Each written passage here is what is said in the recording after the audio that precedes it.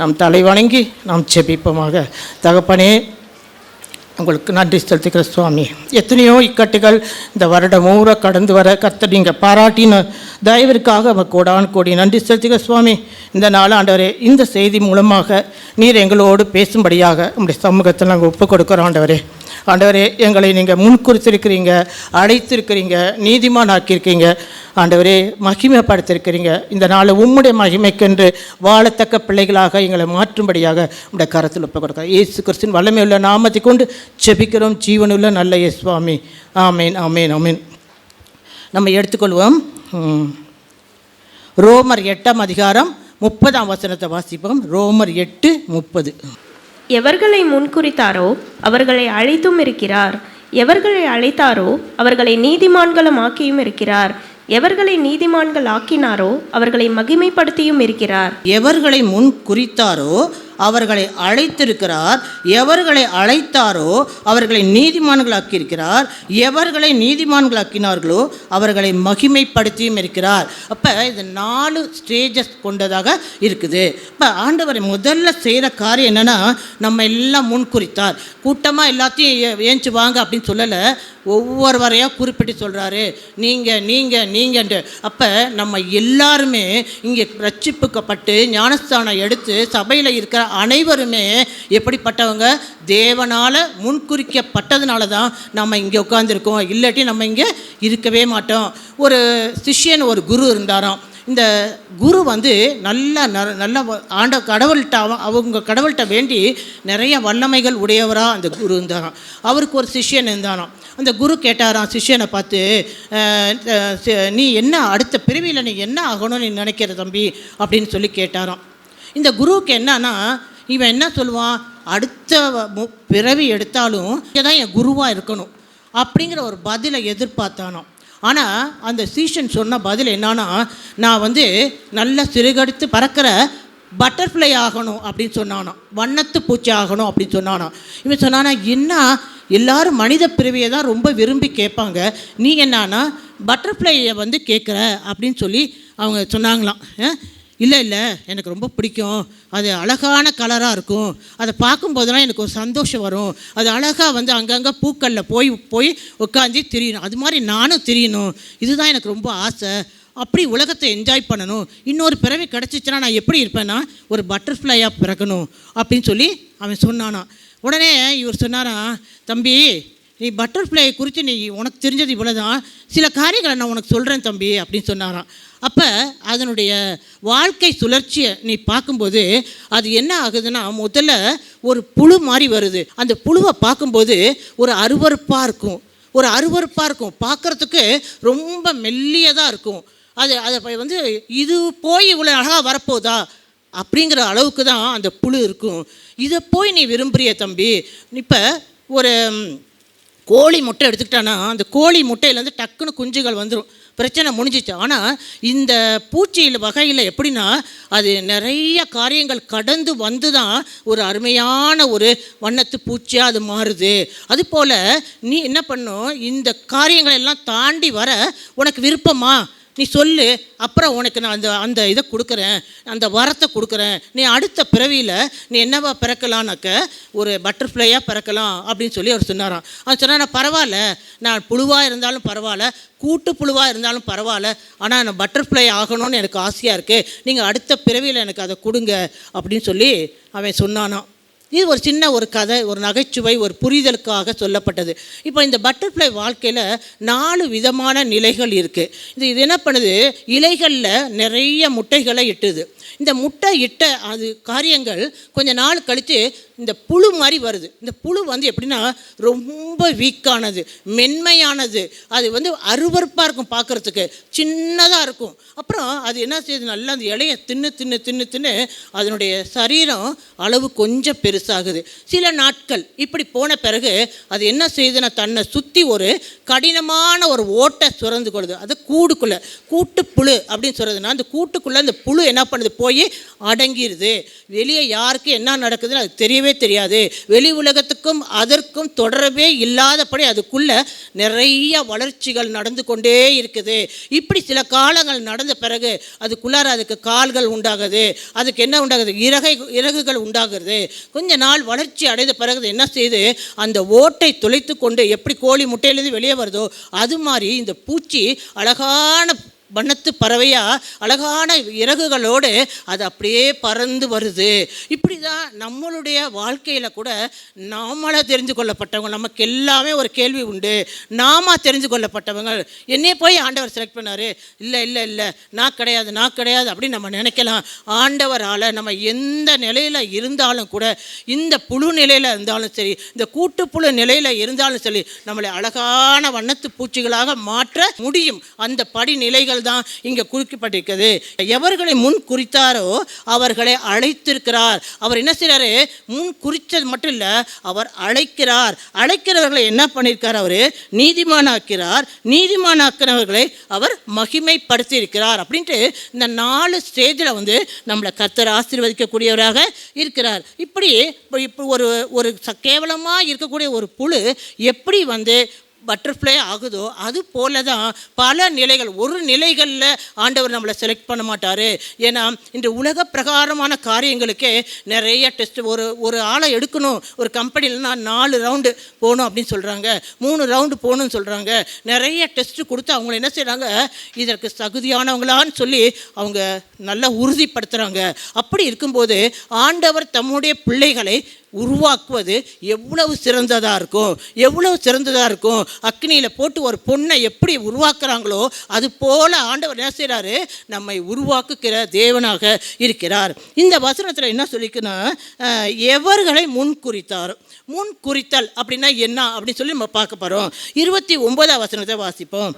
அதே 8 29 வாசிப்போம். தம்முடைய குமாரன் அநேக சகோதரருக்குள்ளே முதற் பேரானவராய் இருக்கும் பொருட்டு தேவன் எவர்களை முன்குறித்தாரோ அவர்களை தமது குமாரனுடைய சாயலுக்கு ஒப்பாய் இருப்பதற்கு முன்குறித்திருக்கிறார். எவர்களை முன் அறிந்தாரோ அவர்களை தமது குமாரனுடைய சாயல். முன் அறிதல் முன் குறித்தல் அப்படின்னா என்ன அர்த்தம் அப்படின்னு பார்க்கும்போது, அவர் என்ன செய்கிறாரு, நம்மளை உருவாக்கும் முன்பாக நம்ம எங்கே கொண்டு வராருன்னா தன்னுடைய சிந்தையில் கொண்டு வராரு, தம்முடைய மனதில் கொண்டு வராரு. உடனே நம்ம மனுஷனா காட்ட மாட்டார். அவர் முதல்ல தம்முடைய சிந்தையில் உங்களையும் என்னையும் கொண்டு வராரு.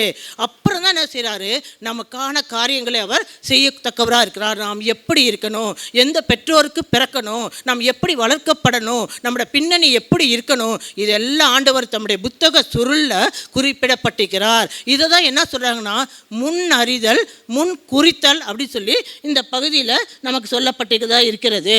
அப்போ அடுத்தது நம்ம எடுத்துக்கலாம். எபேசியர் 1:4 எடுத்து படிக்கலாம். தமக்கு முன்பாக நாம் அன்பில் பரிசுத்தம் உள்ளவர்களும் குற்றமில்லாதவர்களுமாய் இருப்பதற்கு அவர் உலக தோற்றத்துக்கு முன்னே சரி, அது போதும். உலக தோற்றத்துக்கு முன்னே. இப்போ அடுத்த வார்த்தை முன் அறிதல் முன் குறித்தல். அடுத்தது என்ன சொல்கிறாங்க, உலக தோற்றத்துக்கு முன்னேன்னா என்ன அர்த்தம், நம்ம இந்த உலகத்துக்கு வரத்துக்கு முன்னே. ஒரு அழகான ஒரு பாடலுக்கு, என் தாய் உருவாகும் முன்னே என் கருவை கண்டீரையா, என் பெயர் உருவாகும் முன்னே பெயர் சொல்லி அழைத்தீரியா, எப்படிப்பா உமக்கு நன்றி சொல்லுவேன் அப்படி சொல்லி ஒரு அழகான ஒரு பாடல். அப்போ நம்ம தாயின் கற்பத்தில் இருக்கிறதுக்கு முன்பே, நம்மளுடைய தாய் யாருன்னு நமக்கு தெரியறதுக்கு முன்பே நம்ம ஆண்டவர் என்ன செய்கிறாரு, முன் குறித்து கொண்டவராக இருக்கிறாரு. அப்போ தாயின் கற்பத்தில் இருந்து நம்ம நினைக்கலாம், நம்ம ஏதோ எதிர்த்து அந்த பூமியில் வந்துட்டோம், நான் ஏன் தான் பிறந்தணும், நான் ஒரு ஆக்சிடெண்ட்டாக பிறந்துட்டேன் அப்படின்னு சொல்லி நம்ம சொல்லலாம். நிறையா பேர் வாழ்க்கையில் வரக்கூடிய அந்த பள்ளங்களுக்கு மேடுகளை கடக்க முடியாமல் நம்ம சொல்கிற வார்த்தை, நான் ஏன் பிறந்தேன், நான் ஏதோ பிறந்துட்டேன், நான் பிறக்காமே இருந்திருக்கலாமே, எங்கள் அம்மா அப்பாவுக்கு தான் 2 பிள்ளைங்க 3 பிள்ளைங்க முன்னாடி இருக்கு, என்னை ஏன் பெற்றாங்க அப்படின்னு சொல்லி நம்ம என்ன செய்யலாம், பல நேரங்களில் நம்மளை நொந்துக்கிறோம். ஆனால் ஆண்டவர் என்ன செய்கிறார், இந்த நாளில் ஒரு வார்த்தை உங்களுக்கு சொல்கிறாரு, நீங்கள் எல்லாம் முன்னறிவித்தபடி அவருடைய சிந்தையிலிருந்து உருவாக்கப்பட்ட ஒரு ஜனங்கள் அப்படிங்கிறத நம்ம இந்த நாளில் நம்ம நினைவு கொள்ள வேண்டும். இதை தான் அவர் சொல்கிறாரு, எவர்களை முன் குறித்தாரோ அவர்களை அழைத்தும் இருக்கிறார். அப்போ ஆண்டவருக்கு என்னென்னா ஒரு தனித்தன்மை. நம்ம இப்போ இவ்வளோ பேர் இருக்கோம், எல்லாரும் ஒரே மாதிரி இருக்க மாட்டோம். ஒவ்வொரு மனுஷனுக்கு வித்தியாசம் நிறையா இருக்குது. உயரங்களில் வித்தியாசம் இருக்குது, பருமனில் வித்தியாசம் இருக்குது, நிறங்களில் வித்தியாசம் இருக்குது. நம்ம கை ரேகைகள் கூட ஒவ்வொருத்தருக்கும் ஒவ்வொருத்தர் என்ன இருக்குனாக்க வித்தியாசப்பட்டு இருக்குது. அப்படி ஆண்டவர் நம்மளை ஒவ்வொருவரையும் நுணுக்கமாக தன்னுடைய அனந்த ஞானத்தினால அவர் படைத்து நம்ம வைத்திருக்கிறார். அதனால நம்ம கொடுக்கப்பட்ட இந்த பிறவியை நம்ம என்ன செய்யணும், கனம் பண்ண கற்றுக்கணும். இது கர்த்தரால் எனக்கு கொடுக்கப்பட்டது அப்படின்னு சொல்லி நம்ம என்ன செய்யணும், நம்ம இருதயத்தை நினைக்கும் போது நம்முடைய வாழ்க்கையை நம்ம அழகாக நம்ம நடத்துறதுக்கு அவர் உதவி செய்யக்கூடியவராக இருக்கிறார். ஆனால் நம்ம இன்னொன்று பார்க்கும்போது இந்த உலகத்தில் எத்தனையோ ஆபத்துகள், போராட்டங்கள், மரணங்கள், திடீர்னு கேள்விப்படாத வியாதிகள்லாம் கேள்விப்படுறோம். ஆனால் இன்றைக்கி ஆண்டவர் நம்மளை என்ன செய்கிறாரு, உயிரோடு வச்சிருக்கிறாரு. உயிரோடு வச்சிருக்குன்னா அது பெரிய சாட்சி தான். நம்ம உலகத்தில் நடக்கிற காரியங்கள், ஆபத்துகள், பேராபத்துகள், மரண ஓலங்கள், இவைகள் எல்லாம் கேட்கும்போது ஆண்டவர் நம்மளை ஜீவனோடு வச்சிருக்கிறாரு. அந்த ஜீவனுக்காக நமக்கு நன்றி. ஏன் ஜீவனை கொடுத்து வச்சிருக்காரு? ஒரு திட்டம் உங்கள் மேலேயும் என் மேலே இருக்குது. இந்த திட்டம் நிறைவேற வரைக்கும் நம்ம எப்படி புடமிடப்பட்டாலும் திரும்ப திரும்ப திரும்ப எழுந்து நம்ம என்ன செய்வோம். ஏன்னா ஆண்டவர் அவரை புரிஞ்சிக்கிற வரைக்கும் அவர் முயற்சி செஞ்சு கொண்டே இருப்பார். தூக்கி போடவே மாட்டார். உயவன் கையில் இருக்கிற களிமண் கெட்டு போனாலும் கூட அவன் என்ன செய்யறான், மீண்டும் வணைகிறான். இது ஒரு உவமை. அதுபோல் ஆண்டவர் கொடுத்த இந்த பிறவியில் அவருடைய நோக்கத்தை நிறைவேறும் வரைக்கும் உங்களையும் என்னையும் திரும்ப திரும்ப திரும்ப எடுத்து அவர் வணைகிறவராக இருக்கிறார். அதனால தான் நம்மளை மறைத்து ஒழித்து பத்திரப்படுத்தி அவர் கிருபையாக ஜீவனை கொடுத்து நாமும் வைத்திருக்கிறதா இருக்கிறோம். அப்போ நம்ம எப்படி பாதுகாக்கப்படுறோம்னு பார்க்கும்போது தேவ பிரசன்னம் நம்மளை பாதுகாக்கக்கூடியதாக இருக்கிறது.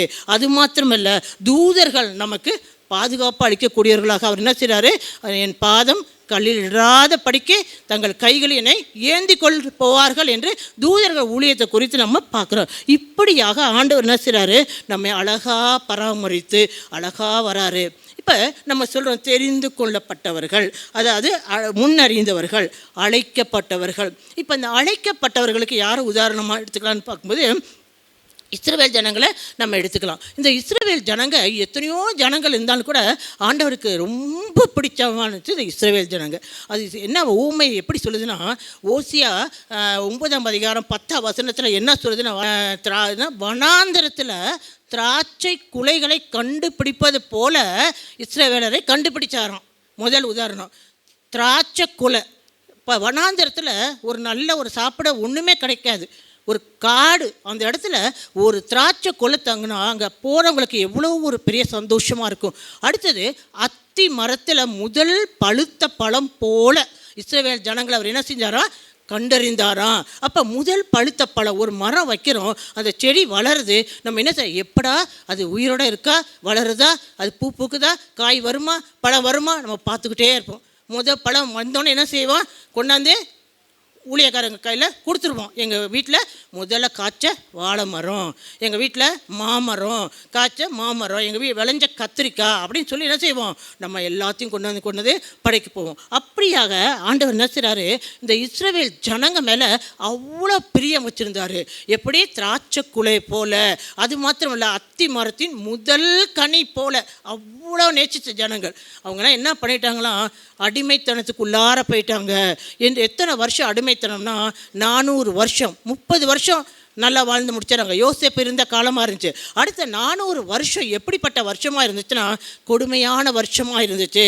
அவங்க எல்லாமே என்ன பண்ணாங்க அப்படின்னு சொல்லி நம்ம யாத்திராகமம் 1ஆம் அதிகாரம் 11-14 வாசிக்கலாம்ப்பா. அவங்க பட்ட கொடுமைகள் பற்றி யாத்திராகமம் 1ஆம் அதிகாரம் 11-14 வாசிக்கலாம். அப்படியே அவர்களை சுமை சுமக்கிற வேலையினால் ஒடுக்கும்படிக்கு அவர்கள் மேல் விசாரணைக்காரரை வைத்தார்கள். இப்போ அவங்களோட வேலை என்னென்னா சுமக்கணும். பயங்கரமான பலுவான சுமையை அவங்க சுமக்கணும். அதுக்கப்புறம் செங்கலை அறுத்து கட்டடம் கட்டுறதுக்கு கொடுக்கணும். அங்கே என்ன சொல்லப்படுதுன்னா, பித்தோம் ராமசேஸ் என்ற பண்டகசாலை பட்டணங்கள், பட்டணங்கள் அப்படிங்கும்போது நிறைய பட்டணங்களை கட்டினாங்க, அதில் நிறைய காரியங்களை வச்சாங்க. அப்போ இதுக்கெல்லாம் யார் அவங்க பயன்படுத்தினாங்கன்னா இந்த இஸ்ரவேல் ஜனங்களை தான் பயன்படுத்தினாங்க. வயலில் இருக்கிற கடினமான வேலையெல்லாம் செய்யணும் அப்படின்னு சொல்லி யாரை தான் இது பண்ணாங்க, இந்த இஸ்ரவேல் ஜனங்களை தான் அவங்க கட்டுப்பாட்டில் வைத்திருந்தாங்க.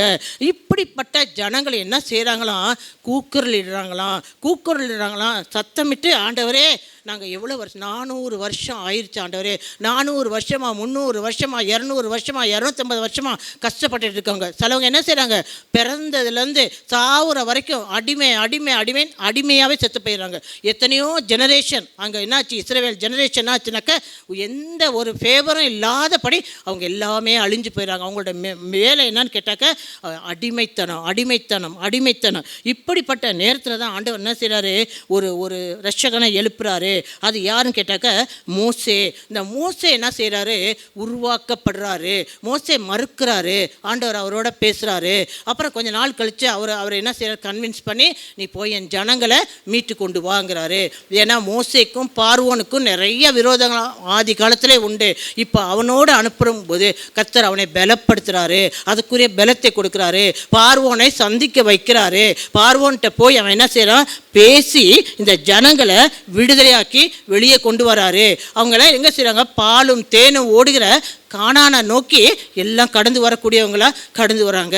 அப்படி வரும்போது பார்வோன் என்ன செய்யறான், இந்த ஜனங்களை விடக்கூடாது, இவங்களை எப்படியாவது கொன்று போட்டுடணும், இவங்க நம்மக்கிட்ட அடிமையாக இல்லாதபடி இவங்க போயிட்டாங்கன்னா நம்ம யாரை வச்சு இந்த வேலையெல்லாம் செய்வோம் அப்படின்னு சொல்லிட்டு துரத்திக்கிட்டு வராங்க.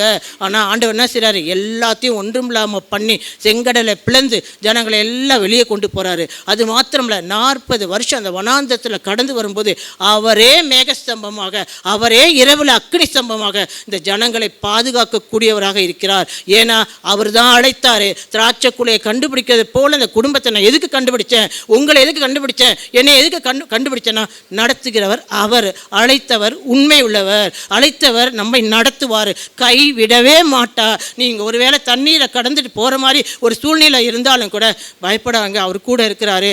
ஆறுகளை கடக்கும்போது அவைகள் உண்மையில் பொருளுவதில்லை, அக்னியில் நடக்கும்போது என்னங்க, நம்ம வெந்து தான் போவோம். அக்னியில் எண்ணத்தை போட்டாலும் ஒன்று எரிஞ்சு சாம்பலாயிரும், இல்லை வெந்து போயிடும். ஆனால் நம்ம என்ன செய்வோம், நம்ம அப்படி ஆக மாட்டோம். அப்படி பலவிதமான சூழ்நிலைகளை கர்த்தர் நம்ம அக்னியிலேருந்து மீட்டு எடுத்தது நமக்கு நல்லாவே தெரியுங்க.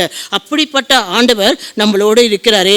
இப்போ இந்த மாதிரி ஆண்டவர் மேகஸ்தம்பமாக, அக்னி ஸ்தம்பமாக, இது போலதாங்க எப்படி இந்த ஜனங்கள் அடிமைப்பட்டு ஒன்றுமில்லாத ஒரு கஷ்டத்துக்குள்ளே போய் ரொம்ப கூக்குரலிடுற அளவுக்கு கஷ்டப்பட்டாங்களோ, அது போல தான் நம்மளும் நம்மளுடைய முற்பிதாக்களும் பாவத்திற்கு அடிமையாகணும். பாவத்திற்கு அடிமையாகி நம்ம என்ன செஞ்சோம், தேவனை விட்டு பிரிஞ்சு அவருக்கு விருப்பமில்லாத வழிகளெல்லாம் நடந்து நம்ம என்ன செய்யறோம், தேவ கோபாக்கினைக்கு நம்ம உள்ளாயிட்டோம்.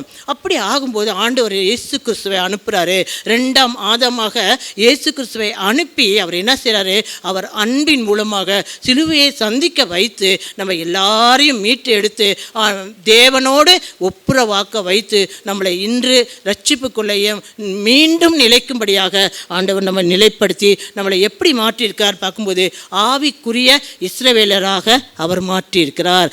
ஆவிக்குரிய இஸ்ரவேலராக தம்முடைய ஜனமாக, எப்படி வனாந்தரத்தில் திராட்சை குலையை கண்டுபிடித்தது போல, அத்தி மரத்தின் முதல் பழுத்த கனியைப் போல இஸ்ரவேல் ஜனங்களை நேசித்தாரோ, அது போலவே நம்மையும் சிலுவை மரணத்தினால தூக்கி எடுத்து ரட்சித்து அவருடைய பிள்ளைகளாக ஆவிக்குரிய இஸ்ரவேலராக மாற்றி உள்ளார் அப்படின்னு சொல்ல முடியும். இப்போ அழைப்பு அப்படின்னு சொல்கிறோம். எவர்களை முன் அறிந்தாரோ அவர்களை அழைத்திருக்கிறார். இதுக்கு ஒரு உதாரணமாக வச்சு பார்க்கும்போது ஆபிரகாமை சொல்லலாம். கர்த்தர் ஆபிரகாமை நோக்கி, நீ உன் தேசத்தையும் உன் இனத்தையும் உன் தகப்பன் வீட்டையும் விட்டு புறப்பட்டு நான் உனக்கு காண்பிக்கும் தேசத்துக்கு போ. நான் உன்னை பெரிய ஜாதியாக்கி உன்னை ஆசிர்வதித்து உன் பேரை பெருமைப்படுத்துவே, நீ ஆசீர்வாதமாய் இருப்பாய். இப்போ இங்கே ஆண்டவர் என்ன சொல்றாரு, ஆபிரகாமுக்குள்ள ஆண்டவர் பார்த்தது ஒரு ஆபிரகாமை பார்க்கல, முழு இஸ்ரவேலரையும் பார்க்குறாரு. ஒரு ஆபிரகாமுக்குள்ள ஆண்டவர் பார்த்தது என்னன்னா முழு இஸ்ரவேல் கூட்டத்தையுமே அவர் பார்க்கிறாரு. இப்போ அவனை பார்த்து சொல்றாரு, நீ என்ன செய்ய, உன் தேசத்தை விட்டு போ, உன் இனத்தை விட்டு போ. அப்போ ஆண்டவர் கிரியை செய்யணும், ஆண்டவருடைய அழைப்பை நம்ம நிறைவேற்றணும், ஆண்டவர் நம்ம பரிசுத்தப்படுத்தணும், மகிமைப்படுத்தணும். அப்படின்னா நம்ம என்ன செய்யணும்னா சில காரியங்கள், உன் தேசத்தையும் உன் இனத்தையும் உன் தகப்பன் வீட்டையும் விட்டு அங்கே போய் இருன்னு சொல்லலை, அவைகளெல்லாம் விட்டு நான் உனக்கு காண்பிக்கிற தேசத்துக்கு நீ போ அப்படின்னு சொல்லி என்ன செய்கிறாரு அப்படி போனால் என்ன தருவேன் அப்படிங்கிறத அடுத்த இதில் சொல்கிறாரு. உன்னை பெரிய ஜாதியாக்குவேன். உன்னை என்ன செய்வேன், சும்மா சாதாரணமாக கைவிட ஊழியத்துக்கு வந்து ஆண்டியா போனேன்னு சொல்லி யாருமே சொல்ல முடியாதுங்க. ஏன்னா ஆண்டவருடைய அழைப்பு மேலே அத்தனை அபிஷேகத்தை வச்சு தான் உங்களையும் என்னையும் ஊழியத்தில் அவர் இன்வால்வ் பண்ணுறாரு. அதே மாதிரி தான் சொல்கிறார், உன்னை பெரிய ஜாதியாக்குவேன். இந்த நாளில் ஆண்டவரால் அழைக்கப்பட்ட நம் ஒவ்வொருவருக்கும் என்ன வாக்கு வருதுன்னா, உங்களையும் என்னையும் அவர் பெரிய ஜாதியாக்குவார். நீங்கள் எவ்வளோ வீட்டில் கடையாந்திர நிலையில் இருந்தாலும், நீங்கள் ஒன்றுத்துக்கு உதவாத குடும்பமாக இருந்தாலும், எல்லாரும் பரிகசிக்கப்பட்ட குடும்பமாக இருந்தாலும், கர்த்தர் உன்னை செய்வார், உன்னை பெரிய ஜாதியாக்கி உன்னை ஆசீர்வதித்து உன் பேரை பெருமைப்படுத்துவேன், உன் பேரை பெருமைப்படுத்துவேன், நீ ஆசீர்வாதமாய் இருப்பாய். இந்த வார்த்தை வாக்குத்தத்தம் என்னன்னா, நீ ஆசீர்வாதமாய் இருப்பாய் அப்படிங்கிற ஒரு வார்த்தை தான் அவர் கொடுத்துருக்காரு. அப்போ இந்த காரியங்கள் எல்லாம் சொல்லி அவனை வந்து அழைக்கிறாரு. ஆபிரகாம் என்ன செய்கிறாரு, ஒரு அட்ரஸ் கிடையாது, எப்படி போகணும்னு வழி தெரியாது, யாருக்கு நம்மளை வழி நடத்துவாங்க, எந்த காரியமும் கிடையவே கிடையாது. இந்த நாட்கள் நம்ம என்ன இருக்கோம், ட்ரெயினை புக் பண்ணுறோம், பஸ்ஸை புக் பண்ணுறோம், ஃப்ளைட்டை பண்ணுறோம், போய் சேர வேண்டிய இடத்துக்கு சேர்றோம். அதுக்கு முந்தைய என்ன செய்யணும், யாருக்கிட்ட போய் சேரணும், யாருக்கிட்ட பேசணும், கம்யூனிகேஷன், ஃபோன் நம்பர் எல்லாமே நம்ம வாங்கி வச்சு கம்யூனிகேட் பண்ணுறோம். ஆனால் அந்த நாளில் எந்த பிரச்சனையுமே கிடையாது, எந்த வசதியுமே கிடையாது. ஆபிரகாம் கீழ்ப்படிந்து அவர் கிளம்பிட்டாருங்க. அந்த வனாந்தர பாதையில் எத்தனையோ ஆபத்துகள் காத்துட்ருக்கலாம். அவன் வச்சிருக்க உடைமைகளை களவாட எத்தனையோ கள்ளர்கள் வந்து அவனை வந்து இது பண்ணியிருக்கலாம். ஆனால் எதுவுமே இந்த வேதத்தில் குறிப்பிடப்படலை. ஒரு சேதமும் அவனுக்கு வந்ததாக இந்த வேதத்தில் குறிப்பிடப்படவே இல்லை. ஏன்னா அழைத்தவர் அவருக்கு முன்பாக சென்றார், அவனை அழைத்த அந்த கர்த்தர் அவருக்கு முன்பாக சென்றார். அவர் என்ன செய்வார், உண்மை உள்ளவர், அவர் ஒரு நாள் நம்மளை கைவிடவே மாட்டார். இன்னொரு காரியம் பார்க்கும்போது, இந்த ஆபிரகாம் என்ன செய்கிறாரு, அவரை பல விதத்தில் ஆண்டவர் என்ன செய்கிறாரு, உருவாக்குறாரு. ஒரு காரியம் சொல்கிறார், உனக்கு நான் பிள்ளையை தருவேன்ப்பா அப்படின்னு சொல்கிறாரு. அதில் ஆபிரகாம் கொஞ்சம் பெசகி நடக்கக்கூடிய சூழ்நிலையில் கூட கர்த்தர் அவனை மீண்டும் நான் எல்ஷடாயின் தேவன், நான் சர்வ வல்லமுடையவர், நீ எனக்கு முன்பாக நடந்து கொண்டு உத்தமனாக இருன்னு சொல்லி அவனை பலப்படுத்தி கொண்டே இருக்கிறார். பலவீனம் அடைந்த விசுவாசத்தெல்லாம் கர்த்தர் பலப்படுத்துவார். இந்த நாளில் கூட நமக்கு கூட பல காரியங்கள் வந்து பெரிய கேள்விக்குறியாக இருந்தாலும் கூட கர்த்தர் நம்மளை பலப்படுத்துகிறார். உங்களை என்னை பார்த்து ஆண்டவர் சொல்கிற வார்த்தை, நான் எல்ஷடாயின் தேவன், நான் சர்வ வல்லமை உள்ளவர். உன் வாழ்க்கையில் எவ்வளோ பெரிய காரியங்கள் இருந்தாலும் கூட அவைகளை என்னால் உனக்கு நிறைவேற்றி தர முடியும். நான் எல்ஷடாயின் தேவன். எப்போ நம்ம பிரச்சனை தலைக்கு மிஞ்சி போகுது அப்போ எல்லாம் சொல்லுங்கள், எல்ஷடாயின் தேவன் என்னோடு கூட இருக்கிறீங்க, நீங்கள் பார்த்துக்கொள்ளுங்க. யெகோவா ஈரே, கர்த்தருடைய பர்வதத்தில் பார்த்துக்கொள்ள வேணும். அவருடைய நாமங்களை நம்ம எப்போ சொல்கிறோமோ அப்போல்லாம் விடுதலை நம்ம கர்த்தர் கொடுக்கக்கூடியவராக இருக்கிறார். அப்படி தான் ஆபிரகாம். ஆனால் அந்த ஆபிரகாமை எல்லா காரியங்கள் நடந்து வரும்போது ஆண்டவரும் பொறுமையாக இருந்தார், ஆபிரகாமும் கீழ்ப்படிந்து நடந்தார்.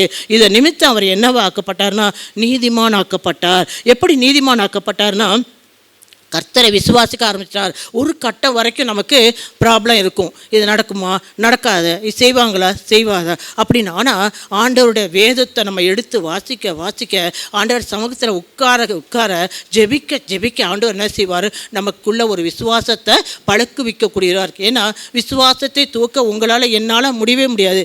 விசுவாசத்தை தூக்குகிறவர் ஆண்டவர் தான், விசுவாசத்தை முடிக்கிறவரும் அவரு தான். நீங்கள் முடிவு பெற வரைக்கும் அவருக்கு தான் பிரசவ வேதனை போல், ஐயோ என் பிள்ளைய உருவாக்கினானே இப்படி பாதியிலே ஓடி போச்சுன்னா அது யாருக்குன்னா அவருக்கு தான் இழிவு. அதனால் என்ன செய்வார், நம்ம உருவாக்கி கொண்டே இருப்பார்.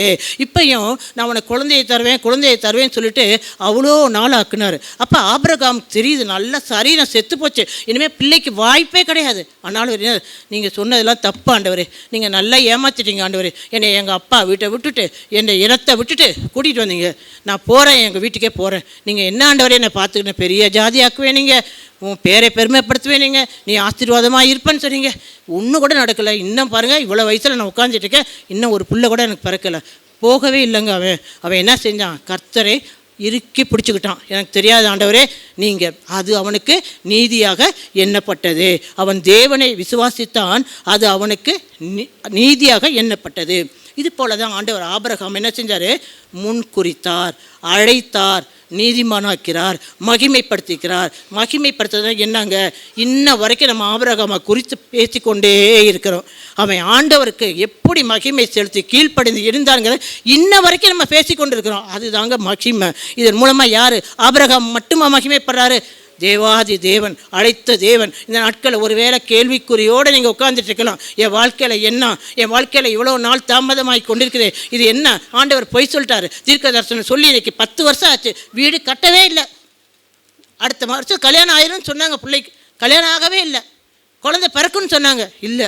அழைத்தவர் உண்மை உள்ளவர், எல்ஷடாயின் தேவன் நம்மளோட கொடுக்கிறார், சர்வ வல்லமை உள்ளவர், அவரால் எல்லா காரியங்களும் திருப்ப முடியும். தேவரீ சகலமும் செய்ய வல்லவர், நீ செய்ய நினைத்த காரியம் தடைப்படாது அப்படின்னு சொல்லி நம்ம என்ன செய்யணும்? விசுவாசிக்கும் போது அது எப்படிப்பட்ட காரியமாக இருக்குன்னா ரொம்ப அருமையான ஒரு காரியமாக இருக்கும்.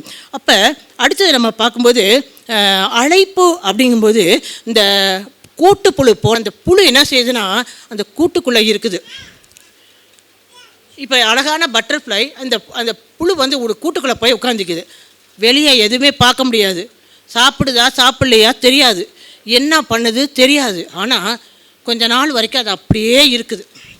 அப்போ என்ன அப்படி எது குறிக்குது? அதுக்காகும்போது அது உள்ளார ஒரு வளர்ச்சி அடைந்து கொண்டு இருக்கிறது, சில மாற்றங்கள் அதற்குள்ள நடந்து கொண்டு இருக்கிறது. அப்போ அழைப்பு அப்படிங்கிறது உடனடியாக நிறைவேறுமா அப்படின்னு ஒரு கேள்வி வரும். ஐயோயோ நான் இன்னைக்கு போகணுமா, நாளைக்கு போகணுமா? அப்படி கிடையாது. அதுக்கான ஆண்டவர் ஒரு நேரத்தையும் ஒரு காலத்தையும் குறிப்பிட்டு வைக்கிறார். ஒரு வேளை உடனே அழைச்சார்னா திட்டமான தெளிவான வழி நடத்துதலை கர்த்தரே கொடுப்பார். தாமதம்னாலும் உங்களை ஏன் தாமதிக்க பண்ணுறாருன்னா உருவாக்குகிறார் அப்படிங்கிற ஒரு காரியம். உருவாக்கி என்ன பண்ணுறாரு? உங்களை கொஞ்சம் கொஞ்சமாக, ஏன்னா நீங்கள் ஃபிட் இல்லை, உங்களை ஃபிட் பண்ணணுன்னா என்ன வேணும்? அந்த கூட்டுப்புழு அப்படிங்கிற ஒரு பருவம் உங்களுக்கு தேவை. அதனால ஆண்டவர் என்ன செய்கிறாரு? உருவாக்குறார். இதை குறித்து நான் சொல்லும்போது என் குடும்பத்தில் ஒரு பெரிய சாட்சி இருக்குது. அந்த சாட்சியை குறித்து இன்றைக்கி நான் சொல்ல போகிறேன். எனக்கு எங்கள் வீட்டில் 3 பிள்ளைங்க. நான் ஏற்கனவே சொல்லியிருக்கேன், எனக்கு அண்ணன் 1 அக்கா 1. எங்கள் அண்ணன் என்னென்னா நல்லா படிப்பான். எங்கள் 2 பேரை விட எங்கள் அண்ணன் நல்லா படிப்பான். அவனுக்கு நல்ல அறிவு உண்டு. இப்போ சர்ச்சிலலாம் என்ன பண்ணுவாங்க, சண்டே கிளாஸ்னாலும் சரி, அவன் யூத்தாக இருந்தப்போ சரி, நிறைய காம்படிஷன்லாம் வைப்பாங்க. எல்லா காம்படிஷன்லேயும் அவன் தான் ஷீல்டு வாங்கிட்டு வருவான். சர்ச்சுக்குன்னு நிறைய சர்ச்சு கலந்து கொள்ளும். இங்கே புத்தூரில் தான் நடக்கும், பால் சர்ச்சில் நடக்கும், இதிலலாம் ஆல்சிங்ஸில் நடக்கும். இந்த மாதிரி போகும்போதெல்லாம் நல்ல ப்ரைஸ். முதல்ல எங்கள் அண்ணன் பேர் பென்ஸ்லி சாலமன்ராஜ். சொல்லுவாங்க, பென்ஸ்லி வந்துட்டாரா யாருக்குமே ப்ரைஸ் கிடைக்காதுங்க அப்படின்னு தான் சொல்லுவாங்க. அப்படியே நல்லா வேத ஞானம் சொல்லிடுவாங்க. இந்த சாப்டர் படிச்சுக்க தம்பி அப்படிம்பாங்க. படிச்சுக்குவோம், படித்து வந்துடுவோம். அப்படிப்பட்டவன். ஆனால் சின்ன வயசில் ரொம்ப உடல் சுகவீனத்தினால பாதிக்கப்பட்டவன். எங்கள் அம்மாவுக்கு ரொம்ப பயம். ஒரு பையன், இவன் எனக்கு ஏதாவது ஆச்சுன்னா என்ன பண்ணுறது அப்படின்னு சொல்லிட்டு எங்கள் அம்மா அவசரமாக ஒரு பொருத்தனை பண்ணாங்க. நான் போன தடவை சொல்லியிருக்கேன். என்ன சொன்னாங்க? இப்போ ஆயர் பணி கொடுத்தா 1000 வருஷம். ஆயர் பணினா சர்ச்சில் ஊழியராக இருக்கிறது, குருவாக இருக்கிறது, குருத்துவ பணி. இதில் இருந்தாக்க அவனுக்கு என்ன கிடைக்குன்னா நம்ம பையனுக்கு நல்ல ஆயுசு நாட்கள் இருக்கும் அப்படின்னு சொல்லி எங்கள் அம்மா அவசரமாக ஒரு முடிவை பண்ணி அவன் வளர்ந்துட்டு வந்தான். அவன் 12th முடித்தான், BA முடித்தான், லிட்ரேச்சர் முடித்தான், MA லிட்ரேச்சர் முடிச்சிட்டான். இப்போ என்ன ஆச்சுன்னா அடுத்து பிஎட் படிக்க வச்சுட்டாங்க. எங்கள் பிஎட் படிக்க வச்சா என்ன பண்ணுவாங்க? வாதியார் வேலை. அடுத்தது எம்பில் படிக்க வைக்கலாம். எம்பில் படிக்க வச்சா நான் காலேஜில் லெக்சரராக போகலாம். இப்படின்னு எங்கள் அம்மா அப்பா என்ன செஞ்சிட்டாங்க? யோசிக்க ஆரம்பிச்சிட்டாங்க. இந்த பண்ணின பொருத்தனையை டோட்டலாக மறந்துட்டாங்க.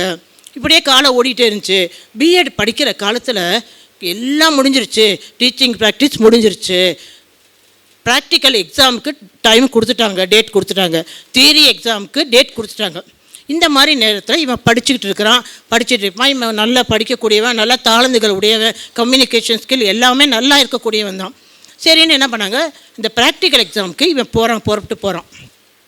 போகிறப்ப அங்கே போய் என்ன பண்ணியிருக்காங்க, தான் வச்சுருக்க எய்ட்ஸ் 1 மாதமாக என்னென்ன டீச்சிங் ப்ராக்டிஸ் எடுத்தாங்களோ அவ்வளோ எய்ட்ஸையும் அவங்க சப்மிட் பண்ணி எல்லாத்தையும் எக்ஸ்பிளைன் பண்ணணும்.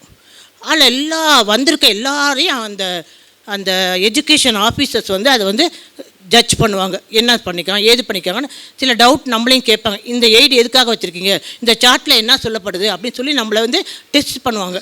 அந்த மாதிரி ஒரு சூழ்நிலையில் அப்புறம் என்ன செய்வாங்கன்னா, ஒரு சாம்பிளுக்கு இப்போ ஒரு 80 பேர் அந்த கிளாஸில் இருக்காங்கன்னா ஒரு 3 பேர் 4 பேரை முன்னாடி வர வச்சு அவங்க என்ன பண்ணணும், பாடம் நடத்தணும். அவங்க முன்னாடி பாடம் நடத்தணும். இந்த பாடத்தை நீங்கள் சொல்லுங்கள் அப்படின்னு சொல்லி அவங்க சொல்லுவாங்க. அதை எடுத்து நம்ம நடத்தணும். அதுக்கு பேர் கமிஷன் பேர்.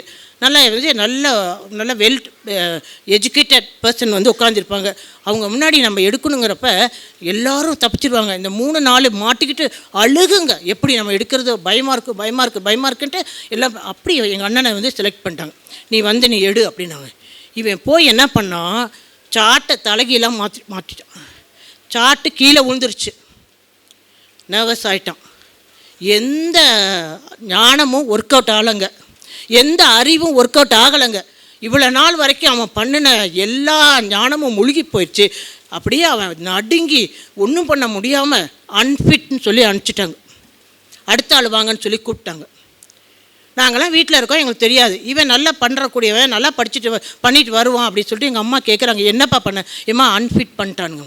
என்னடா சொல்கிற, அன்ஃபிட் பண்ண? உன்னை அப்பயே நான் சொன்னேன், நீ என்னுடைய ஸ்கூலில் வந்து நீ எங்கள் அம்மாவும் டீச்சராக தான் இருந்தாங்க ரயில்வே ஸ்கூலில். அதனால் நீ எங்கள் டீச்சர்கிட்ட வந்து நீ கைடாக வச்சுக்க, நான் உனக்கு எவ்வளோ சொன்னேன். நீ இந்த இதில் போய் பண்ணிவிட்டு இன்றைக்கி என்ன பண்ணிட்டேன், இன்றைக்கி அன்ஃபிட்னு சொல்லி வர. என்னடா ஆச்சு, ஏன்னா ஆச்சுன்னா ஒரே அழுக. அவனால் வந்து இந்த தோல்வியை தாங்கிக்க முடியல. சரி பையன் அப்படி அழுகிறானே சொல்லிட்டு எல்லாருமே அப்படியே அமைதியாகிட்டு உடனே எங்கள் அம்மா எங்கள் அப்பா கைடை போய் பார்த்தாங்க. என்னங்க ஆச்சு, ஏதுங்க ஆச்சு, ஏன் இந்த பையன் இப்படி ஆனால் நல்லா ஞானம் உள்ள பையனாச்சு அப்படின்னு சொல்லி கேட்டாங்க. அப்போ அவங்க சொன்னாங்க, இந்த பையன் நர்வஸ் ஆகிட்டாங்க கொஞ்சம், அவங்க எல்லாரையும் பார்த்து பயந்துட்டான், வேறு ஒன்றுமே கிடையாது, அவனுக்கு ஞான அறிவுலாம் இருக்குங்க, இப்போ ஒன்றும் பிரச்சனை இல்லைங்க, ப்ராக்டிக்கல் எக்ஸாம் அப்படியே இருக்கட்டுங்க, தியரி அட்டன் பண்ண சொல்லுங்கள், தியரி அட்டன் பண்ண சொல்லி முடிக்கட்டும், அதுக்கப்புறம் நம்ம அதை யோசிக்கலாம், ஒன்றும் கவலை இல்லைங்க, ஒன்றும் பிரச்சனை இல்லைங்க அப்படின்னு சொல்லிட்டாங்க. சரி தியரி எழுதி முடிச்சுட்டான், 5 பேப்பர் எழுதிட்டான், 5 இப்போ ப்ராக்டிக்கல் பண்ணோம். என்ன சொல்கிறேன், கமிஷன் இனிமேல் எப்போ வருமா, 10 மாதம் கழிச்சு அடுத்த செட் ஆஃப் பீப்புளுக்கு, பிஎட் பீப்புளுக்கு வரும்போது உங்கள் பையனையும் நாங்கள் கூப்பிட்றேன், ஜஸ்ட் ஒரு ½ அன் ஹவர் திருப்பி இதே மாதிரி ஒரு டிஸ்பிளே அவன் பண்ணிட்டானா ப்ராக்டிக்கலை நாங்கள் முடிச்சு கொடுத்துட்றோங்க. இது வரைக்கும் ப்ராக்டிக்கல் இந்த கமிஷனால் அப்படியே தொங்கிட்டு இருக்குங்க அப்படின்னு சொல்லி அவங்க சொல்லி அனுப்பிச்சிட்டாங்க. 10 மாதம் கழிச்சா எங்கள் அம்மா அப்பாவுக்கு ரொம்ப உடஞ்சி போயிட்டாங்க. ஒரு பையனை நம்மளால் முன்னேற்றி கொடுக்க முடியல. அம்மா வேலை பார்க்குறாங்க, அப்பா வேலை பார்க்குறாங்க, எங்கள் பாட்டி கூட டீச்சராக இருந்தாங்க, தான் வந்தாங்க. இந்த பையனை நம்மளால் உருவாக்க முடியலன்னு சொல்லிட்டு ரொம்ப வருத்தப்பட ஆரம்பிச்சிட்டாங்க. அப்போ தான் ஆண்டவர் நினைப்பு விட்டார், நீ பொருத்தனை பண்ணின, இன்றைக்கி நல்லா படிக்கிறானோடனே அவனை இன்ஜினியர் படிக்க வைக்கணும், டாக்டர் படிக்க வைக்கணும், வாத்தியாராக்கணும், அது இது நீ நினைச்சல சொல்லி ஆண்டவர் நல்லா மண்டையில் கொட்டினார், நல்லா அவங்களுக்கு உணர்த்தினார் ஆண்டவர். உடனே தம்பி நான் தப்பு பண்ணிட்டேன் அப்படின்னு சொல்லி எங்கள் அம்மா வந்து அந்த தப்பிதத்தை ஒத்துக்கிட்டாங்க. என்ன ஆனதான். அப்போ எங்கள் அண்ணனை கூப்பிட்டு கேட்டாங்க, தம்பி நீ வந்து படிக்கிறியா, நான் உன்னை கொண்டு போய் நான் சேர்த்து வைக்கிறேன், நீ அந்த ஆனால் நான் கண்டிப்பாக படிக்கிறேம்மா, இனிமேல் நான் விட்டு கொடுக்க மாட்டேன், கண்டிப்பாக படிக்கிறேம்மான்ட்டு. அவனுக்கு என்னன்னா எங்கள் அம்மா அப்பா எல்லோரும் வருத்தப்படுறாங்களேன்னு அவனுக்கு ரொம்ப ஷேமாக போச்சு. நீங்கள் என்ன சொன்னாலும் நான் செய்கிறேம்மா அப்படின்ட்டான். சரின்ட்டு என்ன செஞ்சாங்க, மதுரையில் அரசரடி கூட்டிகிட்டு போய் அங்கே உள்ள அந்த தியாலஜிக்கல் காலேஜில் அவனுக்கு போய் கேட்டாங்க. அப்போ சொல்லிட்டாங்க, என்ன இப்போ போய் வந்திருக்கிறீங்க, 2 மாதம் முடிஞ்சிருச்சு, 2 மாதம் சிலபஸ் ஓவர் படிச்சுட்டான், நீங்கள் என்னன்னா இப்போ கொண்டாந்து ஆடி அசந்து வரீங்களே அப்படின்னு சொன்னாங்க. உடனே சொன்னால் இல்லை என்னால் பண்ண முடியுமான்னு பாருங்கள் அப்படின்னோடனே, சரி நான் பிரின்ஸ்பாலை போய் பார்க்குறேன் அப்படின்னு சொல்லிட்டு அந்த கிளர்க்கு போய் பிரின்ஸ்பாலை பார்த்தேன்னு, எந்த பையனை கூப்பிடுன்னு. அவனை பார்த்தா தோற்றம்லாம் தெரியவே தெரியாது, தோற்றம்லாம் ரொம்ப சாதாரணமாக தான் இருப்பான். அப்படின்னா இந்த பையனா, சரி இந்த இங்கிலீஷில் ஒரு எக்ஸாம், பைபிளில் ஒரு எக்ஸாம், ஜிகேயில் ஒரு எக்ஸாம், 3 100 மார்க்கு இவன் எழுதணும் அப்படின்னா, சரி பரவாயில்ல எழுதட்டும் அப்படின்னோடனே இவனை உட்கார வச்சு எழுத வச்சுட்டாங்க. அம்மா அப்பா வெளியே காத்துட்ருக்காங்க, இவன் எக்ஸாம் எழுதிட்டு இருக்கிறான். 3 மணி நேரம் கொடுத்தாங்க, இவன் 2.5 மணி நேரத்தில் முடிச்சுட்டு வந்துட்டான். எப்படி எழுதுனேன் அப்படின்னு சொல்லி கேட்டாங்களாம். நான் நல்லா எழுதியிருக்கேம்மா, ஒன்றும் பிரச்சனை இல்லை, ரொம்ப ஈஸியாக தான் இருந்துச்சு அப்படின்னு சொன்னாங்களாம். அப்போ கொஞ்சம் நேரம் கழித்து அந்த ப்ரொஃபஸர் என்ன பண்ணுறாரு, அந்த பேப்பரை எடுத்துக்கிட்டு வராராம். வந்துட்டு இந்த தம்பி நல்லா எழுதியிருக்காரு, 98 மார்க்கு, 99 மார்க்கு, 98 மார்க்கு, இப்படி தான் 3 சப்ஜெக்டில் எடுத்திருக்காரு. பைபிளில், இங்கிலீஷில், ஜிகேயில் எல்லாத்துலேயுமே 1 தப்பு 2 தப்பு இவ்வளோ தான். இந்த பையன் என்ன பண்ணான், நல்ல இன்டெலிஜென்ட் பாயாக இருக்கிறான், அதனால் இவனுக்கு என்ன செய்யலாம், அட்மிஷன் தாராளமாக கொடுக்கலாம் அப்படின்னு சொல்லிட்டு நீங்கள் பிரின்ஸிபலை போய் பாருங்கன்னு சொல்லிட்டாரு. உடனே எங்கள் அம்மா, எங்கள் அப்பா, எங்கள் அண்ணன் எல்லாம் போய் பிரின்ஸிபலை பார்த்தாங்க.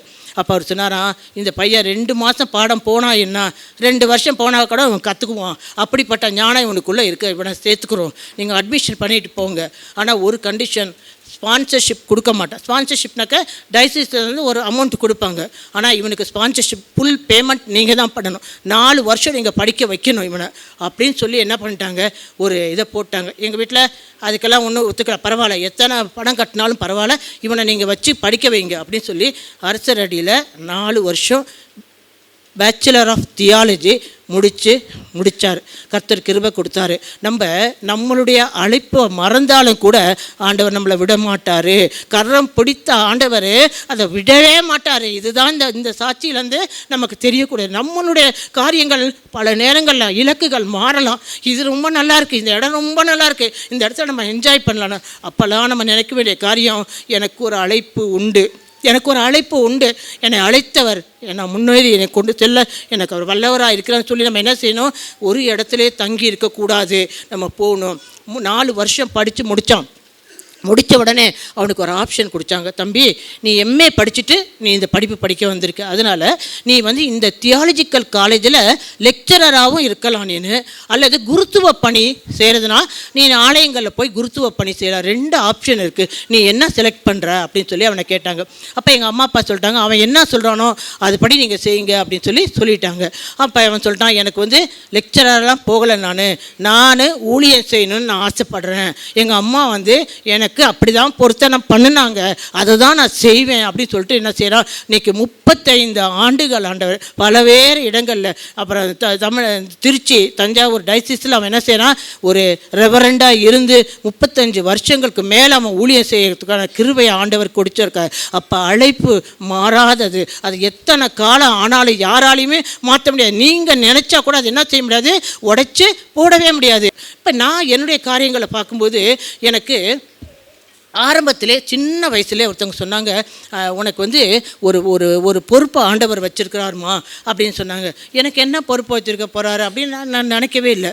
இது மாத்திரம் இல்லை, நான் பிஎட் படிக்கிறப்ப ரெகுலரில் சென்னையில் கிறிஸ்டபஸ் காலேஜில் நான் படித்தேன். அப்போ படிக்கும்போது அங்கே கிறிஸ்டியன் ஸ்டூடெண்ட்ஸ் தான் முக்கால்வாசி இருப்பாங்க. அப்போ ஹாஸ்டலில் இருந்து படித்தோம். அப்போ அவங்க ஒருத்தவங்க சொன்னாங்க, இந்த மாதிரி தீர்க்க தரிசனம் சொல்கிறாங்க, ஒரு அம்மா நல்லா ஜெபிக்கிறாங்க, நம்ம அங்கே போகலாமா அப்படின்னு சொல்லி இந்த பிள்ளைங்க கேட்டுச்சுங்க.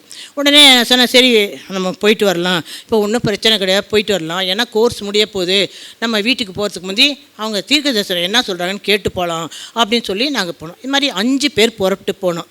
5 பேர் புறப்பட்டு போனோன்னா அது ஒரு ஃப்ளாட்ஸு, அந்த வீடு ஃப்ளாட்ஸாக இருந்துச்சு. அந்த அம்மா சொன்னாங்க, எத்தனை பேர் வந்திருக்கீங்க அப்படின்னாங்க. 5 பேர் வந்திருக்கீங்க. அப்படியே 5 பேர் வந்திருக்கீங்களா, 2 பேராக உள்ளாருவாங்க அப்படின்னு சொல்லி கூப்பிட்டாங்க. சரின்னு நாங்கள் பிரிஞ்சு 2 பேராக போனோம்.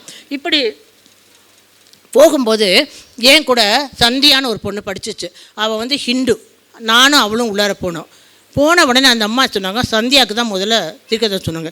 என்ன சொன்னாங்கன்னா, நீ ஒரு கூட்டுக்குள்ளே இருக்கிற கிளி போல் கஷ்டப்பட்டுட்டு இருக்கிற, நீ ஒரு நல்ல முடிவை எடு, நீ நல்ல முடிவு எடுக்கலைன்னா நீ சிறையிருப்பு உனக்கு தொடரும் அப்படின்னு சொல்லிட்டாங்க. அவள் ஹிந்துவாக இருக்கனால அந்த சிறையிருப்பு இதெல்லாம் அவளுக்கு புரியவே இல்லை.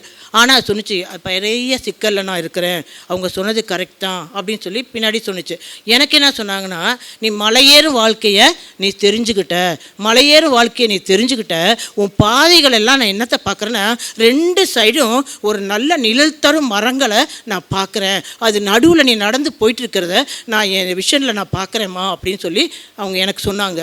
இதெல்லாம் கேட்டுட்டு வெளியே வந்தோம். வெளியே வந்த பிறகு ஒருத்தருக்கு ஒருத்தர் உனக்கு என்ன சொன்னாங்க, எனக்கு என்ன சொன்னாங்க, இப்படி நம்ம பேசிக்குவோம்ல. அந்த மாதிரி பேசிக்கும்போது நான் சொன்னேன், எனக்கு அப்போ ஒரு பொண்ணு, நாகர்கோவில் பொண்ணு, நிர்மலா அவங்க பேர், அது சொன்னால், ஐயோ ஊழியம் உனக்கு கொடுத்தது என்னன்னா ஊழியம், கஷ்டம், அது மாதிரி ஒரு கஷ்டம், இப்படியே தான் சொன்னாச்சு, கஷ்டம்தான், அதில் உன்னால் இது பண்ண முடியாது, ஊழியத்தை போய் ஆண்டவர் உனக்கு வச்சுருக்காரு, அப்புறம் எதுக்கு பிஎட் படித்த அப்படின்னா, அதெல்லாம் எனக்கு தெரியாதுப்பா, படிக்க வச்சாங்க, படித்தேன், அவ்வளோதான் தெரியுன்ட்டு நாங்கள் போயிட்டோம். இந்த காரியங்கள் எல்லாம் அப்படியே மூடி போட்ட மாதிரி இருந்துச்சு.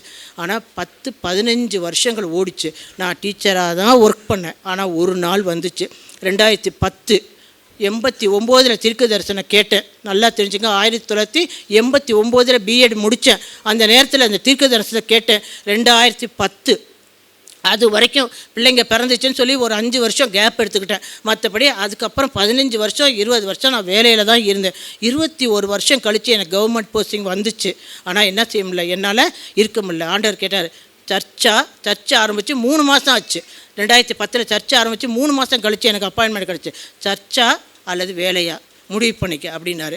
இல்லை வேலை தான் வேணும் அப்படின்னு சொல்லிட்டு போயிட்டேன், கிளம்பி போயிட்டேன். ஆண்டவர் என்ன செய்யார், நல்லா வச்சு பஸ்ஸில் வச்சு நல்லா பேசி என்னைய கன்வின்ஸ் பண்ணிட்டார். நான் வந்து அன்றைக்கி ஒப்பு கொடுத்தவன். அப்படி நம்ம அழைப்பு வந்து உடனே போனாதான் அப்படின்னு சொல்ல முடியாது. அழைத்தவர் என்னைக்கு உங்களை கூப்பிட்றாரோ அது வரைக்கும் ஏன் அந்த தாமதம், ஏன் அந்த கேப் பீரியட் அப்படின்னு பார்க்கும்போது ஆண்டவர் என்ன செய்கிறாரு, நம்மளை உருவாக்குகிறார். எப்படி இந்த கூட்டு புழு எப்படி அழகான சிறகுடைஞ்ச அந்த வண்ணத்து பூச்சி ஆகணும்னா அது என்ன செய்யணும், அந்த கூட்டுக்குள்ளே தங்கி இருக்கணும், அங்கே என்ன மாற்றங்களுக்கு உட்படணும், வளர்ச்சி அடையணும். அப்போ தான் அதனால் என்ன செய்ய முடியும், பறந்து திரியறதுக்கான பலன் கிடைக்கும். அப்படி தான் ஆண்டவர் நம்மளையும் உருவாக்கி என்ன செய்கிறாரு, அவருக்குரிய ஸ்டாண்டர்டில் நம்மளை கொண்டு வர வரைக்கும் ஆண்டவர் நம்மளை என்ன செய்கிறாரு, இந்த ப்ராசஸை தொடர்ந்து வருது. ஒன்ஸ் அவருக்கு நம்ம மேலே ஒரு நம்பிக்கை வந்துருச்சுன்னா அவர் என்ன செய்கிறாரு, நம்மளை நீதிமானாக்கி மகிமைப்படுத்தக்கூடியவராக அவர் இருக்கிறார். இப்போ அன்னாளுடைய வாழ்க்கையில் பார்க்கும்போது அன்னாளுக்கு பிள்ளை இல்லாது இருந்தது. எல்கானா உடைய மனைவி தான் அன்னாள். ஆனால் பெனினாளுக்கோ பிள்ளைகள் இருந்து கொண்டே இருந்துச்சு.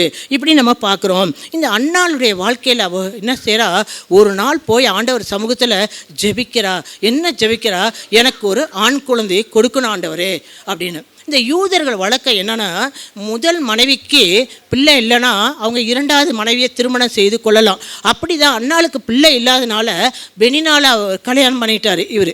ஆனால் இந்த அன்னாளுக்கு என்னென்னா, ஒரு ரொம்ப அன்னாளை நேசித்தாலும் கூட வருஷந்தோறும் அவங்க என்ன செய்வாங்களா, எருசலேம் கடந்து போய் தேவாலயத்தில் போய் அவங்க தொழுகை நடத்தி கொண்டு வருவாங்கன்னு சொல்லி நம்ம வேதத்தில் போட்டிருக்கோம். 1 சாமுவேல் எடுத்து 1ஆம் அதிகாரம் படிக்கும்போது அது போடப்பட்டிருக்குது. அப்படிப்பட்டவர்களாக இருந்தாலும் கூட அவருக்கு பிள்ளை என்ன சொல்லப்பட்டிருக்குது வேதத்தில், கர்த்தர் கர்ப்பத்தை அடைத்து வைத்திருந்தார். கர்த்தர் கர்ப்பத்தை அடைத்து வைத்திருந்தார்.